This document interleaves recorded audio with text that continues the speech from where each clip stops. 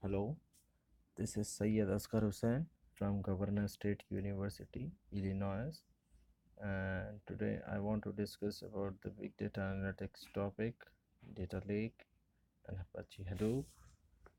So let's get started. So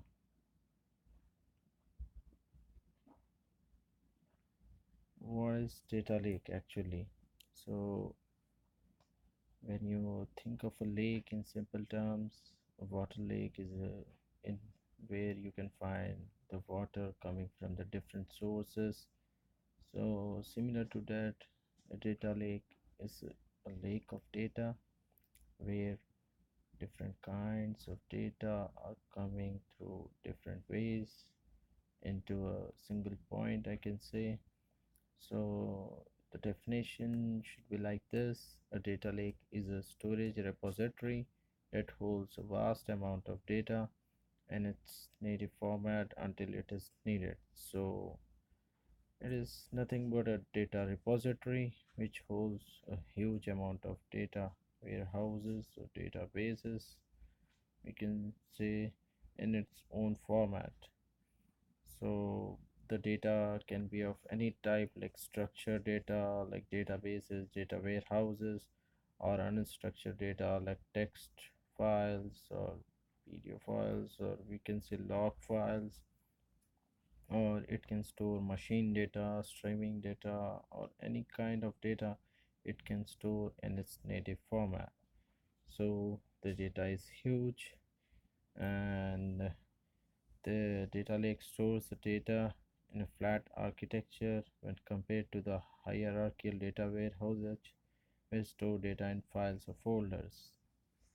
So that was we call that one as data lake. Coming to the next slide, why data lake?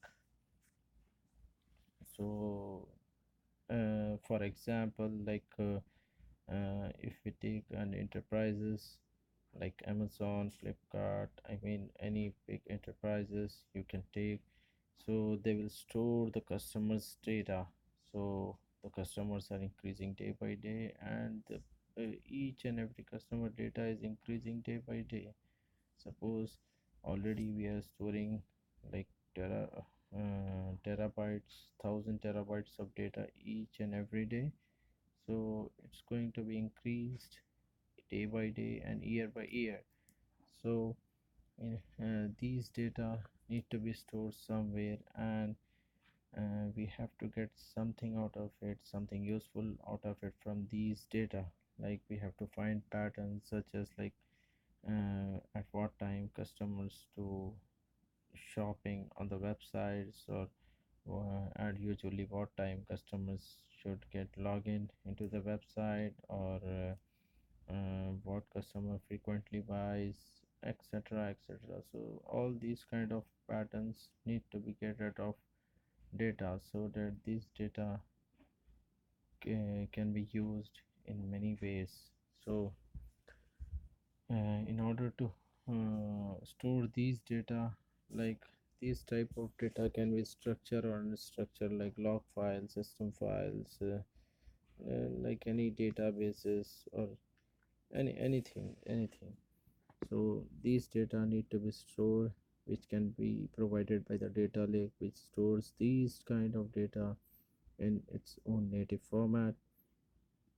So the data is increased day by day, that's why data lake. And when workload complexity and data lake, workload complexity, I mean due to various types of data sources it can handle easily.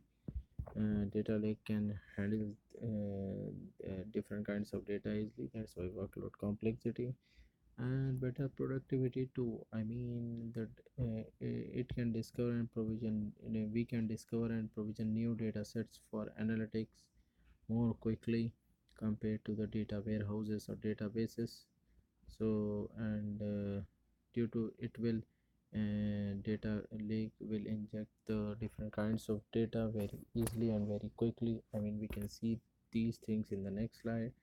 So going to the next thing, like it will also provide better productivity and data collaboration. So it will, when going to the next slide, major benefits of data lake. I mean, it is scalable, of course, it is easy to use. I mean, we can store from 300 terabytes to 1.5 petabytes of data. I mean, as it is using our local commodities, so that's why it is scalable. We can add any number of machines as we uh, as we as we studied in our big data analytics slides. And it will also provide consolidation and P2P data governance and performance. So like P2P structured and unstructured data it can store, just now I told. And data governance, like it can provide a better workflow and to the businesses, and it will of course perform faster uh, as it uses MapReduce. When taking the Apache Hadoop example, it uses MapReduce, so of course its performance is faster. And going to the next slide, uh, like what is the data reference architecture? I mean, how it looks like it has three layers, we can say: data ingestion and data, the actual HDFS, and the visualization. So sorry for the spelling of visualization. So data ingestion means it can ingest any kind of data. In the data ingestion layer we have ingest manager, which will take different kinds of data and give it to the HDFS where the data resides actually. I mean, if we take the Apache Hadoop example, and the data can be of real time data or analytical data. Then from there it will, when coming to the third layer, that is visualization, where the data is fetched from the HDFS in order to find patterns and in order to visualize the data. So now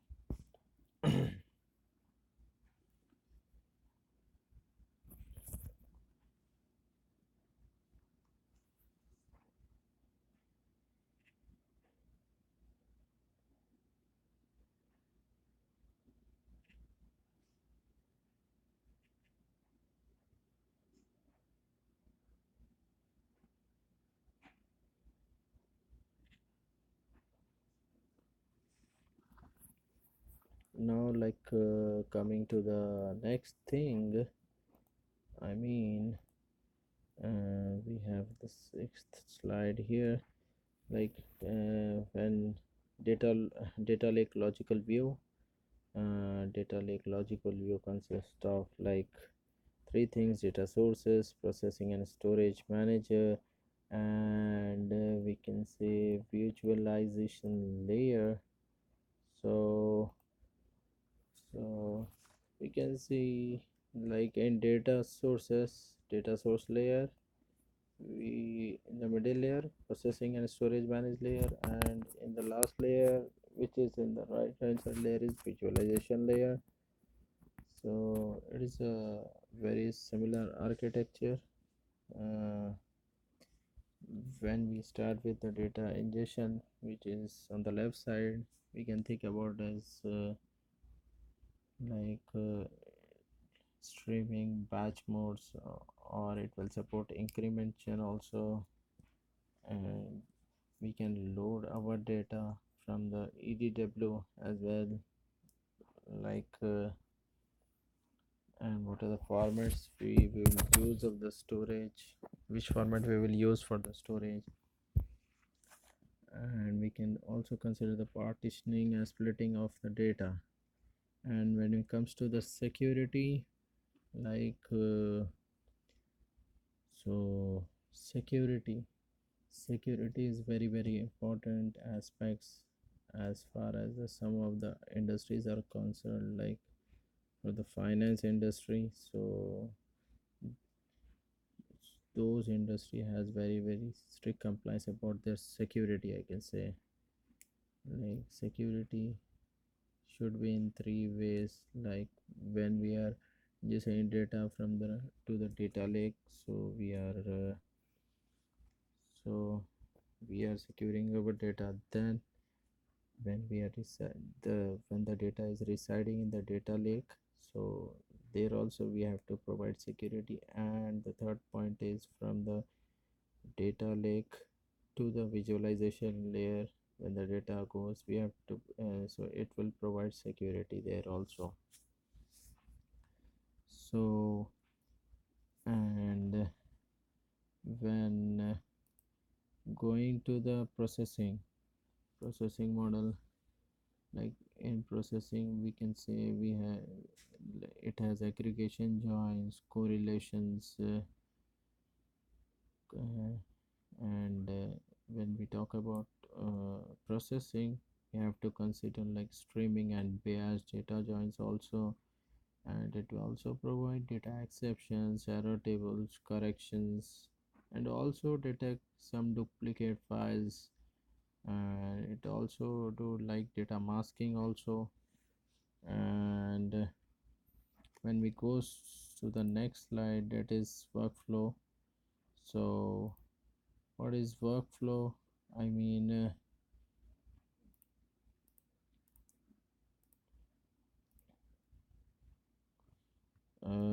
sorry, like I missed the next one point in here. Like so what I miss here is the visualization layer. In visualization layer, the data can be fetched from the data lake, and it was used by various data scientists and big data architects and app developer, data analysts and business users and IT admins in order to visualize, means in order to find patterns, in order to find different kinds of patterns which is useful for their customer base. And the next thing is, when we go to the next slide, we can say that the how the data lake workflow. I mean, first we can see in the data workflow there is ingestion. Like there are different kinds of format in the ingestion. Like there are different formats of data, like documents, OLAP, TOLAP, OLAP, OLTP, and machine device or scientific data or weblogs or social media. So these data will be ingested into the Hadoop or data lake. So